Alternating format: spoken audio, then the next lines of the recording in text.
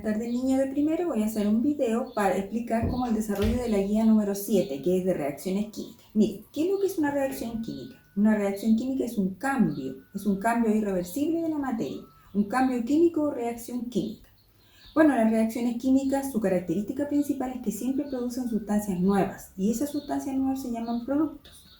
Para representar un cambio químico o una reacción química se utiliza una ecuación, en la cual yo tengo dos integrantes. Reactivo, lo que está a la izquierda, la flecha que indica el desarrollo del proceso, y el producto. Producto pueden ser uno, dos o más. En el caso este es el esquema general de las reacciones químicas. Hay mucha clasificación para las reacciones químicas, pero aquí yo voy a hablar de las reacciones químicas más generales. Primero está la de síntesis, donde A más B se combinan para dar a B. O sea, a partir de dos sustancias se genera una única sustancia. Por ejemplo, supongamos que yo tengo aquí el hidrógeno que se combina con el oxígeno para formar una única sustancia que es el agua.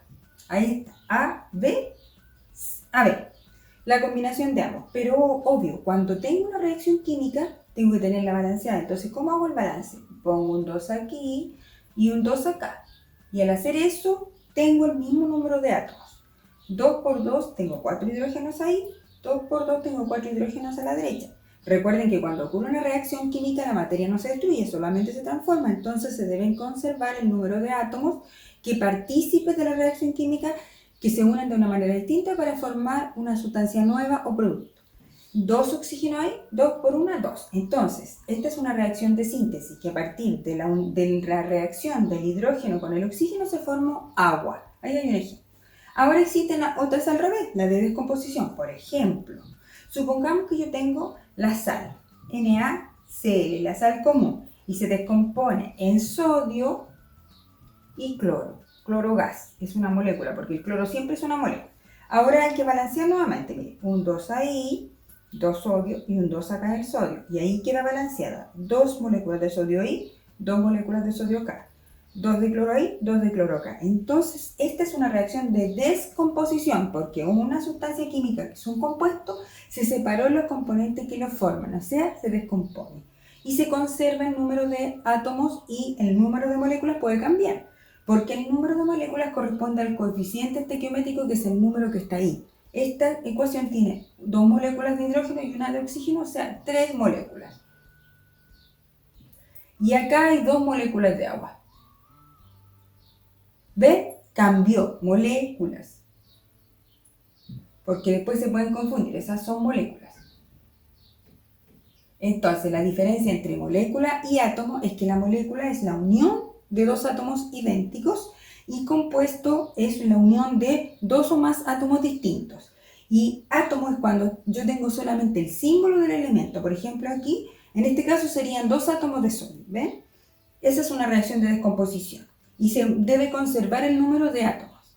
Ahora, sustitución simple. La sustitución es la formación a partir de ABC, en este caso forma AC más B. ¿Pero por qué se llama sustitución simple? Porque en este caso una de las dos sustancias que se combinan va a ser un elemento químico. Por ejemplo, supongamos que tengo el hierro, ¿ya? Que reacciona con el ácido clorhídrico. Un elemento y un compuesto. Y forman un compuesto, que en este caso es el tricloruro de fierro, más hidrógeno molecular. Ya, ahí hay un elemento, un compuesto, una molécula. Vamos a balancear esta ecuación. Aquí, si se fijan, el cloro está desbalanceado. Entonces, ¿qué vamos a hacer? Vamos a poner un 2 ahí y aquí vamos a poner un 6. ¿Por qué? Porque no voy a encontrar ningún número que me haga igual el cloro si pongo un 3. El hidrógeno acá lo puedo poner un 3. ¿Ven? Entonces puse un 6 ahí y aquí un 2. Tengo 2 átomos de hierro igual al hierro. Ahora, tengo 6 de hidrógeno y aquí puedo poner un 3. Y ahí me queda balanceado. Entonces, esta es una reacción de sustitución simple, porque uno de los reactivos es un elemento y el otro es un compuesto. Y se forma un compuesto y una molécula. Y el número de átomos se conserva. 2 átomos de hierro ahí, 2 de hierro acá. 6 de hidrógeno ahí, 3 por 2, 6 de hidrógeno acá. 6 de cloro ahí, 2 por 3, 6 de cloro. ¿Ven? Entonces, ahí yo tengo una reacción química que es una sustitución simple. De dos sustancias se forman dos sustancias, pero uno de los reactivos es un elemento químico. Ahora vamos a hacer una de sustitución doble. En este caso, las dos sustancias deben ser compuestos químicos, ¿ya? Vamos a suponer que tengo el ácido sulfúrico que reacciona con el hidróxido de potasio, KOH, y se forma una sal, en este caso el sulfato de potasio, voy a escribir su fórmula aquí, K2SO4, más agua. Ya, entonces ahora tenemos que balancear. Aquí tenemos una sustitución doble, ¿por qué? Porque este es un compuesto y da origen a otro compuesto y otro compuesto, ¿ven? En la sal y el agua. Vamos a balancear. Aquí no hay un balance, si se fijan los elementos están desbalanceados. Tengo 2 potasios y acá tengo 1, entonces ¿qué puedo hacer aquí? Guiarme y poner un 2 ahí. Ahí he balanceado el potasio. Ahora, tengo que revisar el azufre, ahí hay un azufre, acá también, entonces está balanceado. Pero ahora me corresponde balancear el hidrógeno, miren. Aquí tengo 2 hidrógenos, más esos 2 son 4 hidrógenos, y acá tengo 2. Entonces, ¿qué hago? Pongo un 2 ahí. Cuando tengo 3 elementos balanceados ya, el otro está balanceado. Miren el oxígeno. 4 oxígenos ahí, más los 2 de acá 6, 4 más los 2 del agua 6. Entonces he balanceado los átomos y las moléculas y la ecuación química está bien planteada. Ahora también existen, por ejemplo, reacciones químicas, supongamos que esta, que aquí se libere energía en forma de calor. Y que esta reacción química, para que se produzca, tiene que absorber calor, que el calor está a la izquierda. Cuando dos reacciones químicas se clasifican según la absorción de calor o la liberación de calor, se denominan exotérmicas si libera calor. Pero en el caso de que la energía solo sea calor, y cuando absorbe calor es endotérmica.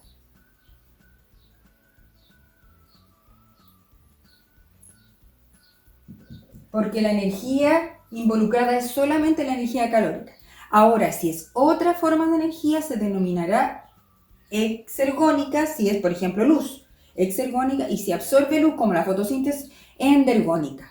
¿Ya? Porque la fotosíntesis absorbe luz, entonces es una reacción endergónica.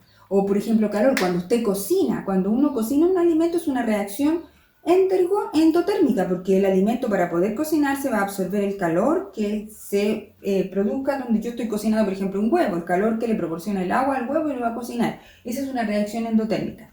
Cuando se clasifican de acuerdo a la energía involucrada, si es calor, exotérmica si libera calor, endotérmica si absorbe calor.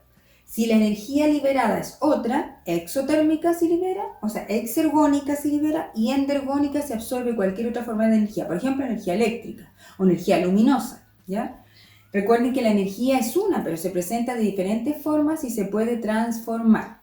Ya, ahora, también existen otras reacciones que se denominan reacciones de combustión. ¿Por qué? Porque lo que se quema es un material combustible, por ejemplo, algún combustible como puede ser gas, puede ser madera, puede ser carbón, petróleo, etc. Entonces, cuando se produce una reacción de combustión, tienen que haber dos componentes fundamentales. El comburente, ya, que es el combustible, que es el material orgánico, y el comburente, que es el oxígeno.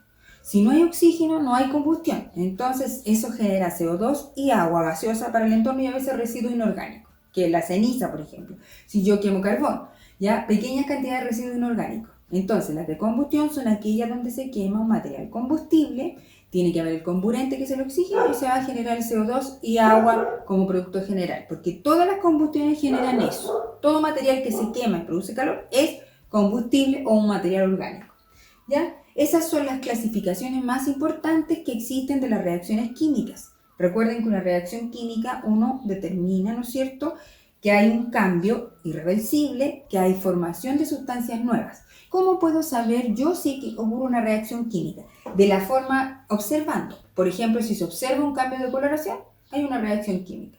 Si se observa la formación de una sustancia sólida, un precipitado que se llama, es una reacción química. Si se siente que se libera, donde yo estoy haciendo la reacción, no hay cambio visible de color ni tampoco, pero sí existe un aumento de la temperatura, eso quiere decir que sin que no existe una fuente de calor. Por ejemplo, ya si yo estoy calentando el material biológico porque el calor se va a traspasar, pero si yo junto dos sustancias y eso produce calor, significa que se está liberando energía calórica, en este caso la reacción sería exotérmica, ¿ya? Por lo tanto, ahí sí que sería una reacción química, sin que no haya fuente de calor.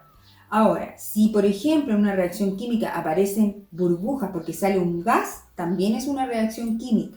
¿Ya? Entonces las características para saber si un cambio es una reacción química: cambio de coloración, formación de un precipitado o una sustancia sólida, que se libere calor siempre que no haya una fuente de combustión, ¿ya? Y que que se produzca un gas. Cuando sale un gas, no necesariamente el vapor, puede ser cualquier gas, hidrógeno, oxígeno, depende. Por ejemplo, cuando usted deja caer una pastilla efervescente dentro del agua, ahí se produce una reacción química. Y ese gas que sale es dióxido de carbono, entonces no es vapor, porque siempre piensan que está saliendo humo. No, no es humo, ya es un gas. Eso es lo correcto decir. Entonces, existen varios tipos de reacciones químicas. Miren, en la guía se pregunta por el número de átomos, número de moléculas. Entonces, ¿cómo se sabe? Miren, aquí tengo una molécula de ácido sulfúrico, una molécula de H2SO4, que son los reactantes. Los reactantes son dos, el ácido sulfúrico y el hidróxido de potasio. Tengo dos moléculas de KOH, por el que tengo que respetar el coeficiente. Aquí, como no hay ningún número, significa que hay un 1, por eso es una molécula. A la derecha, los productos son dos también, porque esta es una sustitución doble. Tengo una molécula de K2SO4 y tengo dos moléculas de agua. Eso es. Ahora, si me preguntan por el número de átomos, ahí tengo que ir sacando. Miren, cuando me preguntan por el número de átomos, yo tengo que sumar los átomos comunes. Por ejemplo, en la última ecuación, aquí tengo 2 hidrógenos, más los 2 de acá, tengo 4 hidrógenos en los reactivos. Un azufre, 2 potasios, y tengo oxígeno. ¿Cuánto oxígeno hay? Lo tenemos que contabilizar. Ahí hay 4 más los 2, tengo 6 oxígenos, ¿ven? Entonces ahí hemos contabilizado todos los átomos que participan: el hidrógeno, el azufre, el potasio y el oxígeno. Y a la derecha también, miren, aquí tengo 2 potasios, un azufre, 4 más 2 son 6 oxígenos, y 2 por 2, 4 hidrógenos, ¿ven? Deben coincidir ambos en cada lado de la ecuación, porque si no la ecuación no estaría bien representada. Ya, espero que les vaya muy bien en la guía. Las preguntas que se hacen en la guía son semejantes a esto. Viene en la primera parte una teoría explicando qué son las reacciones químicas y lo importante que son en la naturaleza. Recuerden que los cambios que se producen están en todas partes, estos cambios químicos, desde la digestión, la respiración, la fotosíntesis que realizan las plantas, cuando se oxida un metal, etc. Cuando se quema el combustible en nuestra casa, cuando prendemos el calefón para ducharnos en la mañana, es una reacción química de combustión, y esa combustión genera calor y ese calor calienta el agua y nos podemos duchar con agua tibiecita, ¿ya? En ese caso sería una reacción química. A diferencia de un cambio físico, los cambios físicos no generan sustancias nuevas, solamente es un cambio de forma de la sustancia o un paso de un cambio de estado. Por ejemplo, el agua cuando se congela, cuando se funde el agua y cuando después se evapora o cuando se condensa. Esos son cambios físicos, pero los cambios químicos, a diferencia de los cambios físicos, siempre generan sustancias nuevas distintas a las anteriores, ¿ya? Pero utilizando el mismo número de átomos. Ya, eso es todo por hoy. Espero que estén bien. Cuídense mucho. Nos vemos. Que estén bien. Hasta la próxima.